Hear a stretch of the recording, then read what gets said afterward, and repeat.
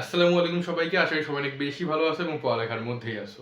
তো আজকের ভিডিওতে আমরা মূলত জানবো যে তুমি কিভাবে এইচএসসি বা বোর্ডের কেমিস্ট্রি পরীক্ষায় ভালো করবা। তো চলো শুরু করা যাক। এখন আমি যদি তোমাকে বলি যে তুমি কিভাবে কেমিস্ট্রিতে ভালো করবা, তাহলে প্রথমেই বলবো তুমি হচ্ছে যে বইটাই পড়ছো। আমি এখানে এক্সপেক্ট করবো যে তোমরা হচ্ছে সবাই হয়তো হাজারি স্যারের বইটাই পড়ছো, অনেকে আরো অনেক স্যারের বই পড়তে পারো, যেমন সন্দীপ স্যারের বই কিংবা রবিউল স্যারের বই, আবার হচ্ছে অক্ষরপত্র প্রকাশনী বই, যে কোনো একটা বই তুমি পড়তে পারো। বাট যে বইটাই পড়ো তুমি এখন চেষ্টা করো প্রত্যেকটা বই, মানে সরি প্রত্যেকটা বই না, মানে যে বইটা তুমি পড়ছো সেই বই থেকে প্রত্যেকটা চ্যাপ্টার তুমি একবার রিডিং পড়ো, ঠিক আছে? দেখো এখানে হচ্ছে যে যেমন আমি যে আমার কথা বলি, আমি হচ্ছে হাজারি স্যারের বই পড়তাম, আমি মানে বই বেশ কয়েকটাই কিনছিলাম, বাট আমি হচ্ছে শুধু পড়ছিলাম হচ্ছে হাজারি স্যারের বই, বাকি বইগুলো আসলে আমার পড়ার সময় হয়নি ওইভাবে। সো আমি হাজারি স্যারের বই থেকে সবকিছু পড়ছিলাম। তো হাজারি স্যারের বই দেখবা সবকিছু কিন্তু খুব সুন্দরভাবে দেওয়া আছে, সবকিছু নোট নোট করেই দেওয়া আছে। সো আমার হচ্ছে আমি এইচএসসি লেভেল শুরু থেকে বই রিডিং পড়তাম, তো আমার ওই বই মানে দাগানো ছিল যে কোন কোন লাইনটা ইম্পর্টেন্ট, কোন জায়গাটা একটু আরেকবার আমার পড়া লাগতে পারে, এই জিনিসগুলো আমার দাগায় রাখা ছিল। তো আমি পরীক্ষার আগে, যে কোনো পরীক্ষা, উদ্ভাসের পরীক্ষা হোক, বোর্ডের পরীক্ষা হোক, ইভেন অ্যাডমিশনের পরীক্ষার আগেও আমি হচ্ছে বই রিডিং পড়তাম এবং বইয়ের ওই লাইনগুলো বা ওই জায়গাগুলো হচ্ছে আমি রিডিং পড়তাম, ঠিক আছে? আমার কাছে যেটা ইম্পর্টেন্ট মনে হতো বইয়ে। তো তুমি দেখবা যে তুমি যে কোনো চ্যাপ্টার যখন বইতে রিডিং করবা, তখন কিন্তু পুরো চ্যাপ্টারে যা কিছু আছে সব কিছু তোমার কিন্তু একবার রিভিশন দেওয়া হয়ে যাবে, ঠিক আছে? যত টপিক থাক, যত টাইপের ম্যাথ থাক, সব কিছু কিন্তু তোমার একবার রিভিশন দেওয়া হয়ে যাবে। সো এই জিনিসটা যদি তুমি করো এবং এই জিনিসটা করার পর যদি তুমি টেস্ট পেপার সলভ করতে যাও, তাহলে দেখবা ডেফিনেটলি তুমি অনেক অ্যাডভান্টেজ পাচ্ছ, ঠিক আছে? দেখবা যে টেস্ট পেপারে তোমার যাই করতে যাচ্ছ দেখবা সেগুলো তুমি অলরেডি বইয়ে করে আসছো, ঠিক আছে? কিংবা ধরো যে টেস্ট পেপার করতে গিয়ে হুট করে একটা তুমি যে বই রিডিং না করো, কি হবে? তুমি টেস্ট পেপার পড়তে গেছো, হুট করে দেখছো একটা নতুন থিওরি চলে আসছে যেটা তোমার মনে পড়তেছে না। তো এই জন্য যেন তোমার থিওরিটা ক্লিয়ার থাকে, যা যা কনসেপ্ট আছে সবকিছু ক্লিয়ার থাকে, এই জন্য বই রিডিং পড়া লাগবে, ঠিক আছে? সো তুমি চাইলে এখন বই রিডিং পড়তে পারো, ঠিক আছে? তুমি ধরো যে কেমিস্ট্রির জন্য যেহেতু তোমার টাইম কেমিস্ট্রি পরীক্ষা আগে বন্ধ ভালোই আছে, তো তুমি এখন থেকে চাইলে যে অধ্যায়গুলো তোমার সমস্যা সেই অধ্যায়গুলো তুমি আগে রাখতে পারো, কিংবা তুমি হচ্ছে যা যা আছে সিলেবাসে পুরো সিলেবাসটা একবার রিভিশন দিতে পারো। ধরো 3-4 দিন সময় দাও, দিয়ে হচ্ছে পুরো সিলেবাসটা শেষ করে ফেলো, ঠিক আছে?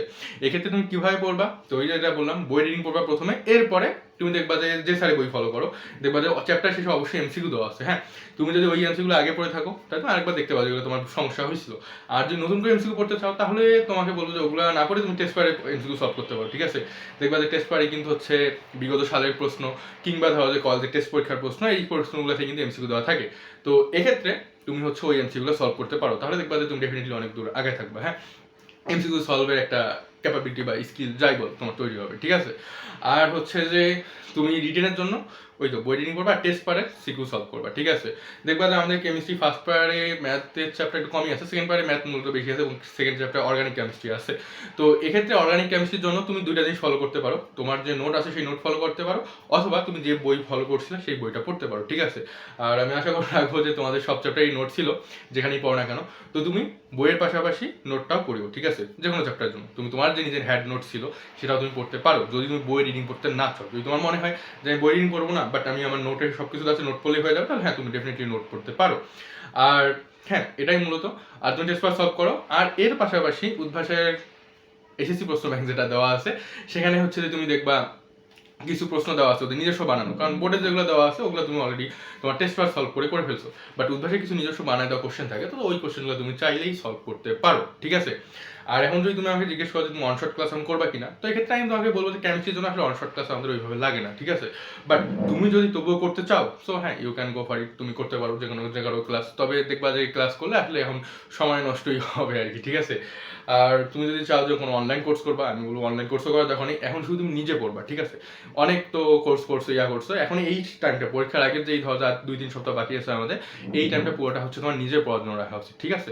তো এই সময় তুমি নিজে পড়ো, নিজের পড়ায় সময় দাও, কোনো ক্লাস দেখার দরকার নেই, কোনো বাড়তি কিছু পড়ার দরকার নেই। আর হ্যাঁ, একটা কথা মনে রাখবা, তোমরা অনেকে হয়তো অনেক কিছু স্কিপ করছো, তো যে জিনিসগুলো স্কিপ করছো এগুলো এখন নতুন করে শুরু করার দরকার নেই, তুমি যেগুলো পড়ছো ওই জিনিসগুলো এখন বারবার রিভিশন দাও। কারণ এই সময় এসে যদি তুমি নতুন জিনিস পড়তে যাও, দেখবা যে ওটা মাথায় ঢুকতেছে না, বা ধরো যে অনেক টাফ লাগতেছে তোমার কাছে পড়তে, দেখবা যে তোমার যেগুলো পড়া আছে সেই পড়াগুলোতে তোমার হচ্ছে তুমি সমস্যা ফেস করতেছো, ডিফিকাল্টি আসতেছে সামনে, ঠিক আছে?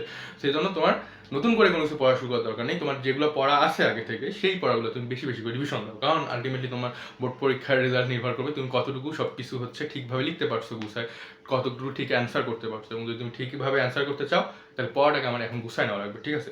তো যাই হোক, এই জিনিসগুলোই ফলো করো।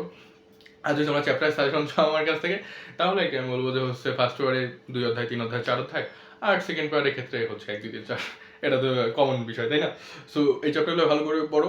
আর হচ্ছে যে তুমি যদি স্পেসিফিকভাবে কোনো টাইপ পড়তে চাও, দেখবা যে তোমার যেই টেস্ট পেপার হোক না কেন, ওখানে দেখবা যে তোমার হচ্ছে কোন কোন টাইপ থেকে কীরকম কোশ্চেন আসছে বিগত সালে ওইগুলো দেওয়া আছে এবং কোনটা কেমন ইম্পর্টেন্ট সেটা দেওয়া আছে। তো তুমি ওখান থেকে ওই টাইপগুলো একবার ভালো করে দেখতে পারো। তো এগুলোর পাশাপাশি তোমার অবশ্যই হচ্ছে যে হাজারি স্যারের বইয়ে দেখবা যে কিছু বক্স করা ম্যাথ আছে, ওই ম্যাথগুলো কাজের ম্যাথ।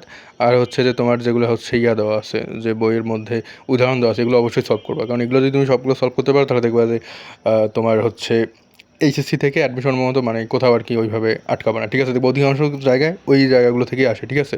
সো ওই ম্যাথগুলো যদি তুমি ভালোভাবে করো তাহলে ওই চ্যাপ্টার যে ম্যাথমেটিক্যাল যে কনসেপ্টটা আছে সেটা তোমার খুব ভালোভাবে ক্লিয়ার হয়ে যাবে। তো যাই হোক, এই ছিল আমাদের আজকের ভিডিও। নেক্সট ভিডিও আমরা হায়ার ম্যাথের উপর দেখবো কীভাবে হায়ার ম্যাথে ভালো করা লাগবে। আমাদের আজকের ভিডিও এই পর্যন্তই। তো তোমাদের আরও কোনো কোশ্চেন থাকলে কমেন্ট বক্সে জানিয়ে দিতে পারো, আর কী নিয়ে ভিডিও দরকার সেটাও তোমরা চাইলে কমেন্ট বক্সে জানিয়ে দিতে পারো। আর আমাদের বিভিন্ন জায়গার লিঙ্ক তো কমেন্ট বক্সে দেওয়া থাকবে, পিন কমেন্টে, সেগুলোতে তুমি চাইলে জয়েন করতে পারো।